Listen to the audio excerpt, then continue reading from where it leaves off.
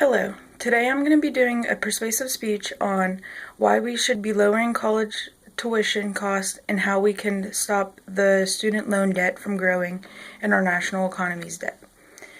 For at least a century, tuition at select private colleges and universities has risen annually for 2 to 3% more than the rate of inflation. It wasn't until the late 1980s, though, that the tuition growth began to regularly outstrip growth in median family income, leading many observers to wonder why tuition needs to be raised at all. In the past decade, college tuition has risen 3 times as fast as the Consumer Price Index and twice as fast as medical care. In this image here, you can see how the cost of tuition is far greater than the inflation of medical care, the median income, and Consumer Price Index. All this information is from Eisenberg in 2013 document on lowering tuition costs. In its 9th annual report on a student loan debt, TICAS has found nearly 7 in 10 graduating students in 2012 to 2013. About 69% of them left school with an average of $28,400 in student loan debt. That is an increase of 2% from the year 2011 and 2012. While universities do have a broader role in providing general education for students and employers, the top 3 reasons for college are jobs and more jobs, and again, jobs. Institutions are being asked to be more accountable for results. Graduates need to get good jobs, and employers expect graduates to be well prepared for their jobs. College students are changing, and they will continue to change. College students are now mostly considered non-traditional students. That is, they have a job. They could be going full-time, but they're not a full-time student. Most of them are above the age of 25, and they have families. Competency-based education is the new black in higher education, but it's easier to claim than it is actually to do. This model allows students to move through their degree program at a pace that fits their knowledge, their lives, and their learning styles, making a great fit for today's student consumers. But with all these changes, what is the point when you know you'll be in significantly high amount of debt upon obtaining a degree? Next, I will go on about how we can change this. We need to start from a recognition that we have crossed a key line from higher education as subsidized public good to higher education as a competitive market good. This is from an article written by Edward Belkin in 2003 for the U.S. News. This means we need a new and more honest business model for public universities, one that ceases to create them as state agencies and treats them as valuable, market-driven entities. This means reducing regulation to health and safety issues, releasing universities from state government operating requirements, and permitting universities to manage their own capital bonding and building projects. This will also enable universities to manage their own human resources policies outside state civil services rules. This also means letting some institutions fail when they cannot compete in the marketplace. Another way to decrease debt is to start by reducing the need to borrow by increasing Pell Grants from Congress. Congress will require maintenance of effort provisions for states to ensure any federal money supplements state funding.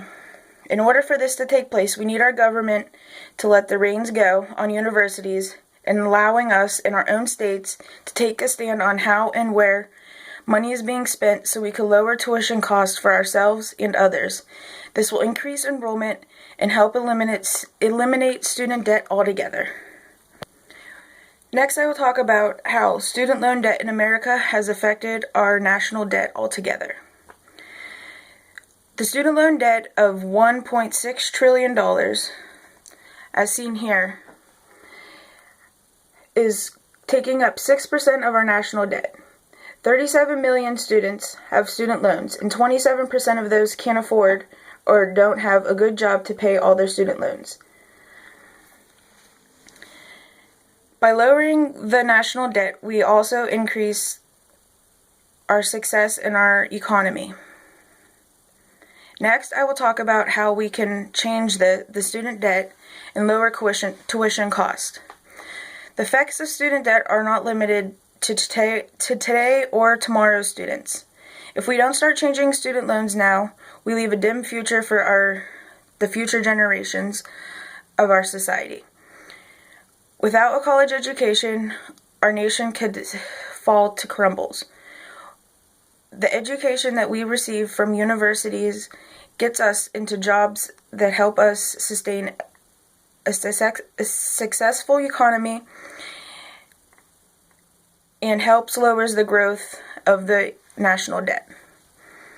Students are spending years after college deleveraging rather than investing in the economy. Student debt also affects retirees, who also help their grandchildren or their children get college debts.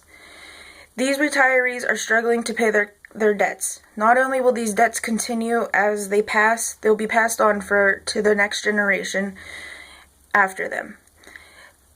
Aside from the devastating effects on credit and personal savings, this has effects on the national economy. Unless trends are reversed, those decades threaten to bring greater cost, greater debt, and greater delinquency and default, and those will bring greater consequences for all of us. We really need to take a stand and get Congress involved in helping us lower tuition costs so we can all be brighter Americans. Today, we all have the ability to change and reform the education system here in the United States. It all starts with a vote for a president that has the best interest of our future generations and helping us reform the education tuition and helping us fix the student loan debts. You can also let your voice be heard by writing to your state representative, who will in turn, hopefully, discuss this with other state representatives and bring it up in Congress so we can get our Pell Grants raised higher so that's less loans that we have to take out and more education for us so we could flourish as a nation and a society to be successful humans.